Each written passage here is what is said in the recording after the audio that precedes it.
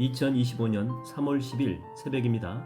하나님 말씀은 창세기 31장 17절에서 22절입니다. 야곱이 일어나 자식들과 아내들을 낙타들에게 태우고 그 모은 바 모든 가축과 모든 소유물 곧 그가 밧단 아람에서 모은 가축을 이끌고 가나안 땅에 있는 그의 아버지 이삭에게로 가려 할세. 그때 라반이 양털을 깎으러 갔으므로 라헬은 그의 아버지의 두라빔을 도둑질하고 야곱은 그 거취를 아람 사람 라반에게 말하지 아니하고 가만히 떠났더라. 그가 그의 모든 소유를 이끌고 강을 건너 길르앗 산을 향하여 도망한 지 3일 만에 야곱이 도망한 것을 라반에게 들린지라. 하나님 말씀을 증거하겠습니다. 팔레스타인에서는 보통 양털 깎기는 봄에 이루어지죠. 그리고 보통은 최소한 300에서 400명의 인원이 10일 이상을 해야 되는 정말 고된 노동입니다. 어떤 책에는 이렇게 보게 되면 1000명이 할 때도 있다고 합니다. 이 본문에서 야곱은 드디어 이 도주를 시작하는데 그 시기가 라반, 자기 삼촌이죠. 또 장인어른이죠. 자기 양털을 깎고 있을 때입니다. 아마 라반은 자기 집안 모든 식구들을 양털 깎기에 동원했을 것이고 집에는 아무도 없었을 것입니다. 또 양털을 깎기 위해서 라반은 집에서 이렇게 멀리 떨어진 곳에 있었을 겁니다. 그래서 야곱이 도주하기는 안성맞춤이었죠. 하나님은 야곱에게 무조건 떠나라 이렇게 말만 하시는 분이 아닙니다. 가장 좋은 시기까지 이렇게 예비해 주시는 그런 분이시다라고 하는 거죠. 사무엘 하를 보게 되면 다윗이 왕이 되고 난 후에 이스라엘의 이제 숙적입니다. 숙적. 가장 강력하게 이스라엘을 괴롭혔던 민족인데 블레셋이죠. 이 블레셋과 전쟁을 하게 됩니다. 그런데 다윗 쪽은 군사가 몇 천에 불과하고 블레셋 쪽은요 이루 헤아릴 수 없을 만큼 정말 많은 군사가 있습니다. 그런데 무조건 공격해라 이렇게 말하지 않고 뽕나무 사이로 발소리가 들리면 발걸음 소리가 들리면 그때 공격해라 거기 숨어 있다가 이렇게 이제 말씀을 해 주시죠.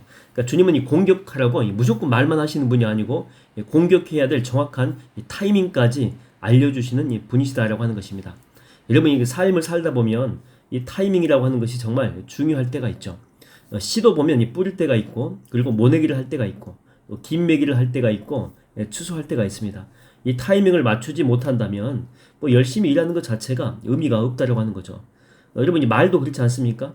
아무리 이렇게 옳은 말이라고 할지라도 그 말도 해야 될 그 타이밍이 있습니다. 적합한 때, 적합한 장소나 이 분위기에서 이야기할 때 그게 은혜가 된다라고 하는 것이죠.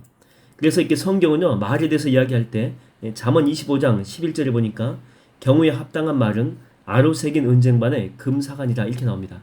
말을 할 때 합당하고 적합한 이 타이밍에 할 때 금사가가 될 수 있다라고 하는 것이죠. 아니면 독사가가 되겠죠.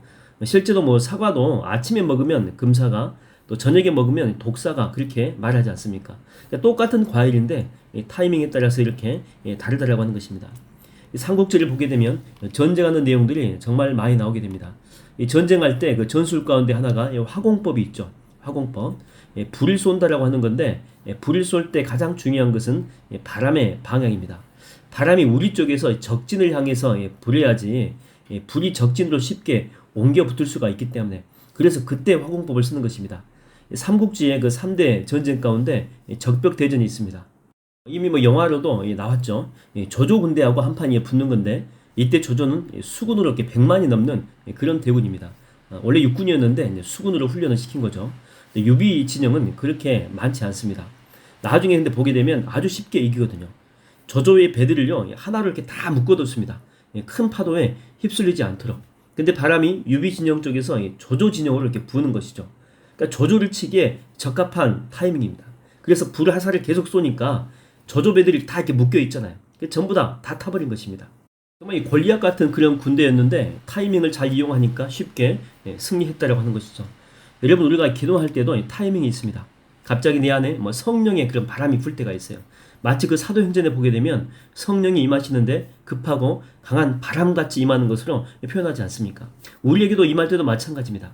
갑자기 기도에 힘이 실리고 내가 이렇게 붕 떠 있는 느낌이 들 때가 있어요. 성령이 그때는요 나를 감싸고 안고 있는 것입니다. 다시 말하면 성령의 바람이 계속해서 불고 있는 거예요. 그때가 바로 가장 강력하게 기도해야 되는 그런 타이밍이죠. 그 바람을 타면요 그때부터는요 내가 기도하는 것이 아닙니다. 성령님이 나를 붙잡고 기도를 시키는 거죠. 어떨 때는요 이때 회개의 기도만 나올 때도 있고 어느 때는 감사의 기도만 나올 때도 있고 뭐 어느 때는 뭐 입신할 수도 있어요. 그래서 주님과 깊은 영적인 관계 속에 들어갈 때도 있다고 하는 것입니다. 저는 오늘 여러분들이 기도할 때 성령의 바람이 불 줄로 믿습니다. 그때 여러분 그 바람을 한번 잘 타보십시오. 그러면 세상과 나는 간 곳 없고 구속한 주만 바라볼 수 있는 그 충만한 은혜를 경험하게 된다고 하는 것입니다. 오늘 본문에서 야곱은 하나님이 주신 그 타이밍을 놓치지 않습니다. 그 기회를 잘 붙잡아서 본토 친척 아비 집으로 돌아가게 됩니다. 야고보서를 이렇게 보게 되면 세월을 아끼라 이렇게 나오죠. 현대 성경에서는 기회를 잘 붙잡으십시오 이렇게 나옵니다. 기회를 잘 붙잡으십시오. 세상이 악합니다. 그러니까 악한 세상이 하나님이 우리에게 주신 그 기회를 잘 붙잡지 못하도록 방해한다고 하는 것이죠. 하나님의 음성을 듣지 못하도록 한다는 거예요.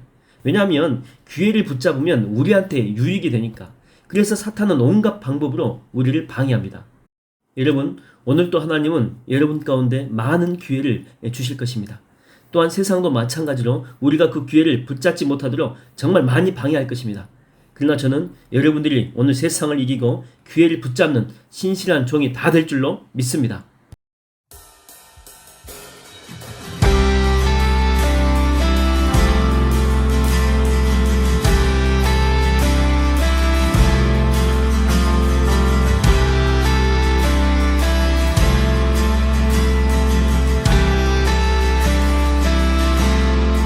예수로 나의